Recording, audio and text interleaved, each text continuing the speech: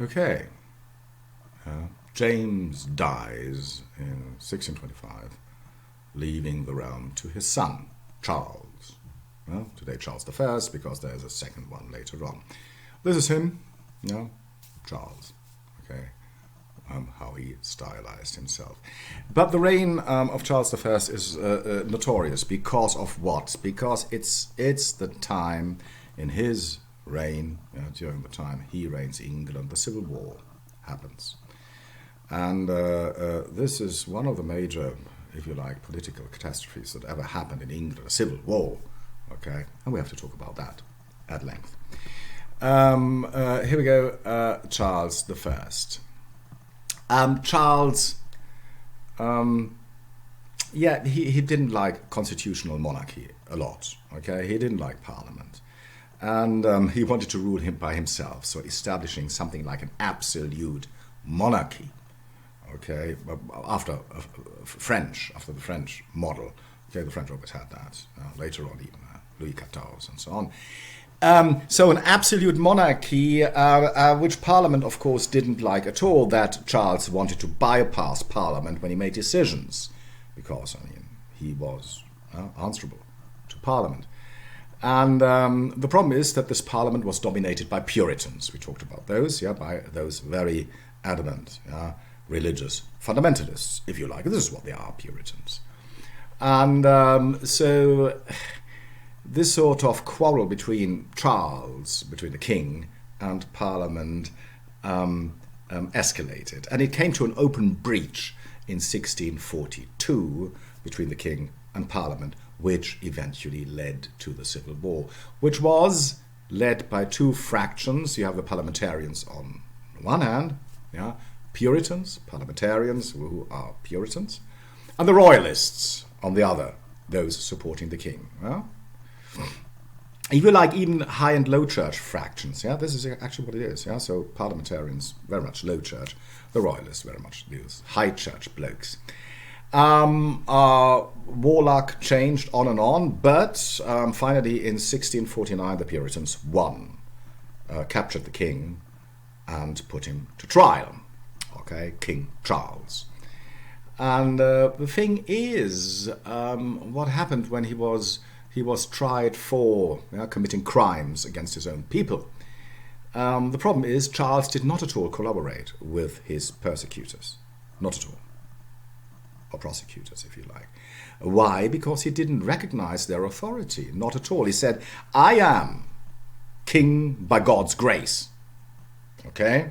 God made me king. I'm only answerable to him, and not to any of you Puritan judges or something like this. So he did not collaborate in no way. If he had collaborated, he certainly could have saved his life. He didn't, because he didn't recognize his prosecutors. So anyway, all they could do is having him executed, and this is what happened. They executed him in 1649. The only time this happened, regicide in England. Okay, 1649, end of Charles's reign. What came instead? This man here, Oliver Cromwell. Okay, Oliver Cromwell, who was the major Puritan leader during the Civil War. Okay, during the Civil War, Oliver Cromwell led most of the parliamentarian forces. Not a very nice man, and please, he was very much a slaughterer. The carnage he made in Ireland, for example, is just incredible.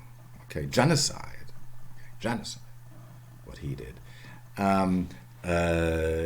Yes, but puritanical. So the Commonwealth was established, Oliver Cromwell as Lord Protector, a theocracy, a very puritanical regime. Everything in the realm, not a realm anymore, everything in the Commonwealth was,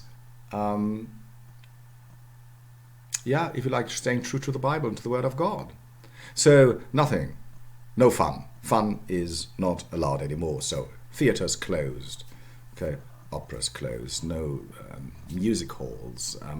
no dancing, no singing, no playing music, nothing whatsoever. Literature, no, only literature which is, in a way, true to this theocracy, censure, all that. A very oppressive regime, okay?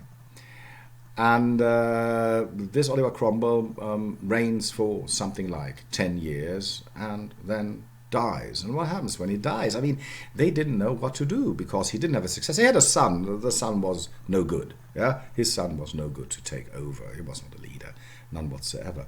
So what they did in the end was that, getting the monarch back. And this is him here, Charles II. Charles II, the son of Charles I, who spent the Civil War in exile in France. They get him back, and this we call the Restoration. Yeah? The Restoration means getting the monarchs back.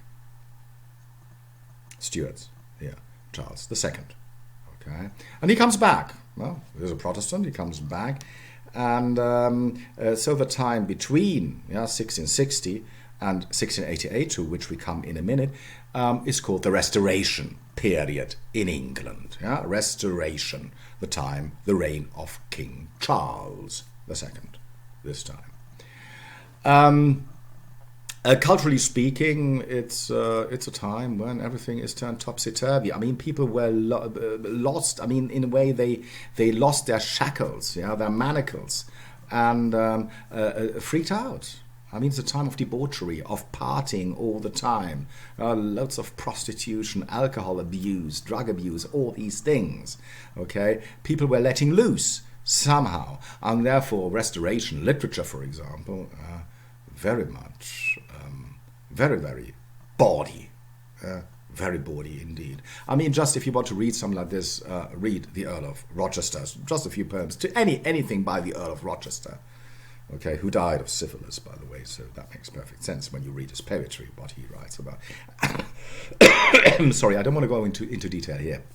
But Restoration literature, Restoration comedy, and so on, exactly that, the complete opposite of what you had during the Commonwealth, and that's the important thing. A counter-reaction to the theocracy of Oliver Cromwell. So this goes on for something like 28 years. I mean, Charles himself, loads of prostitutes, loads of illegitimate children, all these things. Yeah? He's the one in the vanguard. Yeah? He's very much in front of all these immoral things that take place in his realm. When he dies in 1688, Charles dies, and they get his brother, James II, who was also in France. But the problem is, James is a Catholic. He had converted to Catholicism on the continent. And this is something which is very impossible. This is, up to the present day, it's unthinkable that a Catholic is monarch in England on the British Isles. Impossible. Okay? Impossible. So yes, he's a Catholic. So Catholic rule, no way. And what they actually do, Parliament sends him packing. They send him to exile to France. And we call this the Glorious Revolution. Getting rid of the monarch without allegedly, we know it's not entirely true, but almost, without spilling a drop of blood. Okay, here we go. No blood being spilled, and therefore glorious. The Glorious Revolution, 1688. 1688, the Glorious Revolution. Okay, so on the time before, 1680 to 1688, so between the ascendance of King Charles II to his death, Restoration. After that, Glorious Revolution, and in a way, the end of the 17th century, of the Age of Revolution. Because who do they get back? Him. And they don't get him back, I mean, they get him. William of Orange, a Dutchman. They get a Dutchman who is somehow related to Charles I through his mother, related to Charles I through the Stuarts, and his wife is a proper daughter of James II. She is Protestant as well. So in this way, he is certainly not the first in line, but yeah, he's a good Protestant, so you get him as king. William of Orange. I mean, somebody once wrote me William the Orange. No, William of Orange. And you know, orange still being the national colour, of course, of the Netherlands. This way is from, okay, and Holland is still, up to the present day, a very Calvinistic province of the Netherlands. So this way is from. So yes, very, very Protestant indeed. And he rules England with his wife. This marks the end of the Stuart regime, Stuart times in England. Yeah, so if you talk about the Stuart period, is from 1603 to 1688. Okay, the Stuarts, the Scots, if you like. Before that, it's the Tudors. Yeah? Okay, before that, Plantagenets and what have you, various factions, Normans, and so on. Only since I still got a minute here, yeah? After William, it will be handed over to the Hanoverians, yeah? More or less later on, German dynasty, and who ruled up to the present day. Okay, who ruled up to the present day? The Germans, the Hanoverians. I mean, they only call themselves Windsor today because of the First World War. It was not very cool during the First World War to be called Hanover with your second name in England. So they changed that to Windsor.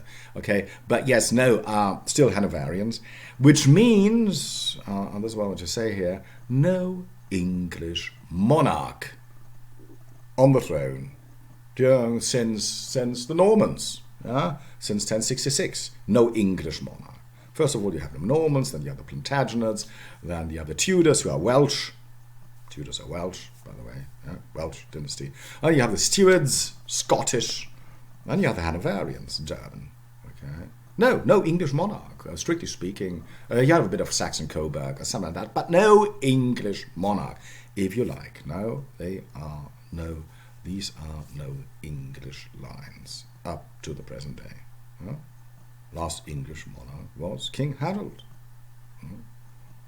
who died in 1066. Okay, people keep on forgetting that. So I want to stop here. I mean, this by way of politics. For once, get this straight. Okay, 1603, Charles. Then very important, 1642 until 1649.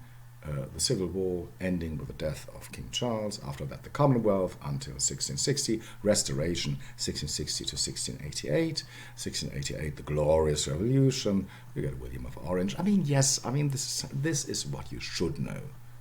Okay, and please do know it. Okay. After that, we'll come to literature. Okay, after having talked about these contexts here, political contexts. Okay.